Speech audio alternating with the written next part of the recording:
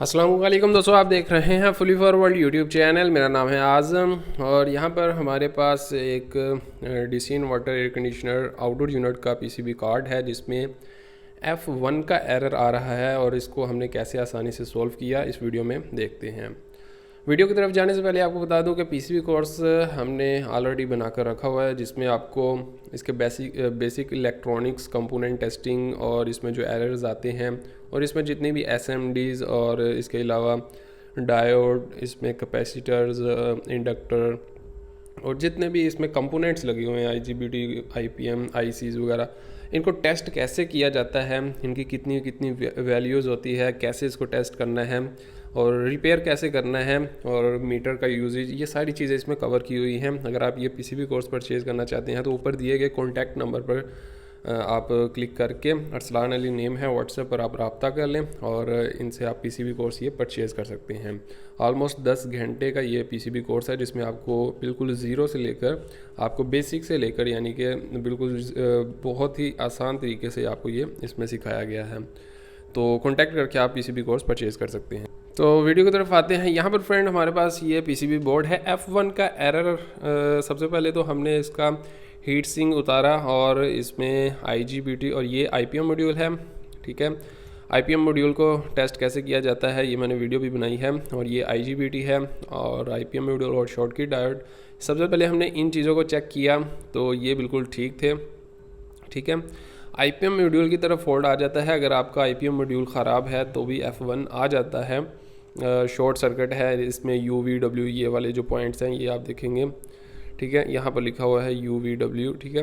और ये 3 वायर्स हैं जो कंप्रेसर की हैं। तो फॉल्ट बेसिकली निकला कहाँ पर, यहाँ पर EEPROM IC के आसपास, ठीक है। ये मेन IC जो है नीचे और ये ऊपर जो है EEPROM IC है, ये वाला इससे ऊपर छोटा 8 पिन वाला, ठीक है। और EEPROM IC के पास जो है ये कुछ जो SMDs लगी हुई हैं, इनको आपने सबको चेक करना होता है। इनको आप चेक करें, जिसकी वैल्यू आपको या तो शॉर्ट हो या तो वैल्यू सही ना दे तो उसमें प्रॉब्लम होगी। तो यहाँ पर प्रॉब्लम किस में आई ये आप इमेज में देख सकते हैं। ये 2 SMD जो है हमने चेंज की हैं और इन 2 की जो है वैल्यू जो सही नहीं आ रही थी, ये 2 SMD हैं। इन 2 SMD को जब चेक किया तो इसकी वैल्यू सही नहीं आ रही थी, तो इसको बाहर निकाल कर देखा तो वैल्यू इसकी ठीक नहीं थी। तो ये बेसिकली 10 किलो ओहम की है। तो 10 किलो ओहम की दोनों SMD 103 नंबर, इनको हमने जब चेंज कर दिया तो उसके बाद वैल्यू जिसकी चेक की ये बिल्कुल ठीक हो गई और बाकी SMD को भी साथ हमने चेक किया, वो बिल्कुल ठीक अपनी वैल्यू दे रही थी। तो उसके बाद ये हमने इसको रन किया, चलाया, तो ये बिल्कुल सही हो गई। तो SMD का नंबर कैसे मालूम होता है, आजकल तो एप्लीकेशंस आ चुकी हैं।